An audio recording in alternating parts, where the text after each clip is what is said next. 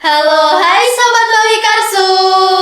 Saya Milina Cahyaning Ayu bersama Aleta Nisa Wardana and welcome in Today's Talk.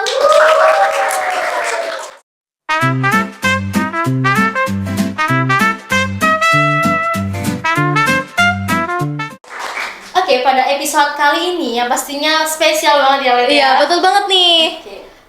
Kita berdua ini sedang mengikuti lomba IT Fest tahun 2026 dengan tema Peran Remaja dalam Menghadapi Perkembangan Teknologi secara bijak serta pemanfaatannya sebagai sarana prestasi dan masa depan. Oke. Yang pastinya nanti kita bakal ngobrolin sesuatu yang nempel banget di kehidupan kita, Iya, yaitu betul banget nih. teknologi.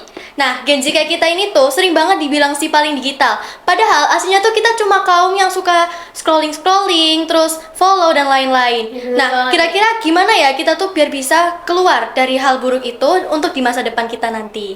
Nah, ikutin terus ya. Oke, langsung aja ya, Let ya. Jadi menurut aku nih, teknologi itu kayak pedang bermata dua nih. Oke, kenapa di satu tuh? sisi itu kita bisa mengakses seluruh informasi yang ada di dunia ini lewat jempol kita aja. Jadi Oke, tinggal keren klik banget tuh. langsung muncul tuh informasinya ya. Nah, tapi di satu sisi lain itu ada jebakan Batman-nya nih. Apa tuh jebakan Batman-nya nih? Nah, jebakan Batman-nya ini tuh ada down scrolling atau kecanduan media sosial, terus ada namanya krisis kepercayaan diri kita, karena mungkin kita sering membandingkan diri kita sama filter orang lain gitu ya. Wah, bener banget nih, aku juga ngerasa seperti itu. Iya. Aku tuh ya semenjak kayak gitu tuh jadi ngerasa agak males, terus Iya. susah fokus. Apalagi aku jadi suka lupa nih, dan juga suka buang-buang waktu karena Oke. keseringan scrolling. Nah, sekarang aku udah ngerti cara menghadapi teknologi secara bijak nih. Oke. Nah, gimana caranya? Caranya itu kita tuh harus bisa mengkontrol hal itu. Pastikan kita tuh tetap bersosialisasi dan tetap boleh bermain HP, tapi secukupnya saja ya. Kita harus tahu waktu, karena batasan dari waktunya itu kalau bisa tuh 2 jam. Jadi minimalnya tuh 1 sampai 2 jam nih, gitu Mei. ya. Oke. Dari tadi Aleta juga udah jelasin tuh dampak negatif dari penggunaan gadget ya. Nah, sekarang lanjut aku mau juga nih jelasin dampak positifnya dari penggunaan gadget Oke. buat masa depan kita dan prestasi kita ya.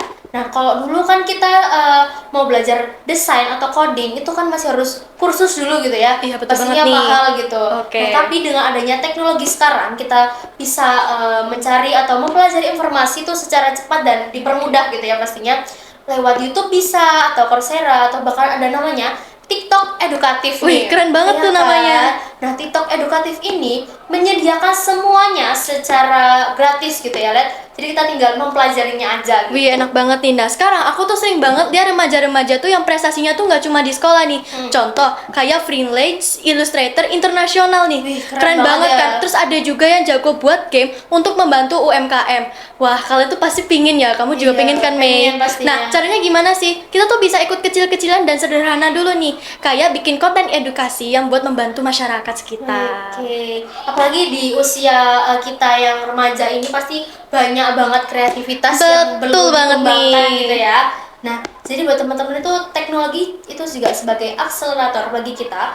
Nah, kalau semisal kita punya satu skill aja, tapi dengan teknologi kita bisa mengembangkan menjadi 10 bahkan lebih gitu ya, Len ya. Iya, betul banget nih. Oke, nah jadi buat teman-teman juga harus menggunakan platform yang ada buat bangun personal branding kita dan menggunakan portofolio dari sekarang nih.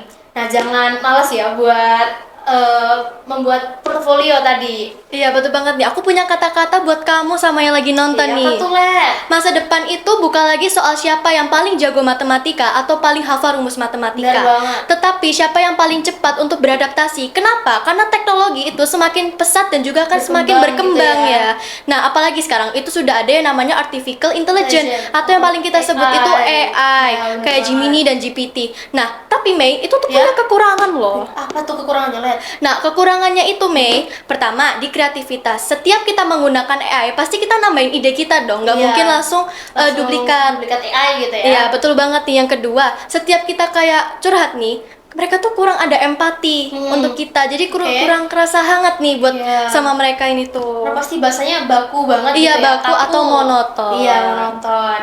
Nah, tipsnya nih buat teman-teman, jadikan teknologi ini sebagai asisten pribadi kita, bukan malah kita menjadikan sebagai majikan kita gitu ya. Betul banget Nah, nih. pelajari juga cara menggunakan AI dengan benar, pahami datanya, Dan yang terpenting, jaga integritas digital karena rekam jejak digital kamu itu adalah resume kita di masa depan nanti. Oke, betul Jadi banget nih. hati-hati ya buat teman-teman yang lagi mau posting sesuatu hari ini gitu. Iya. Karena siapa tahu berdampak buat masa depan kalian. Iya, betul gitu banget ya. nih. Kesimpulannya, teknologi itu cuma alat ya. Hebat atau enggaknya itu tergantung siapa yang pegang.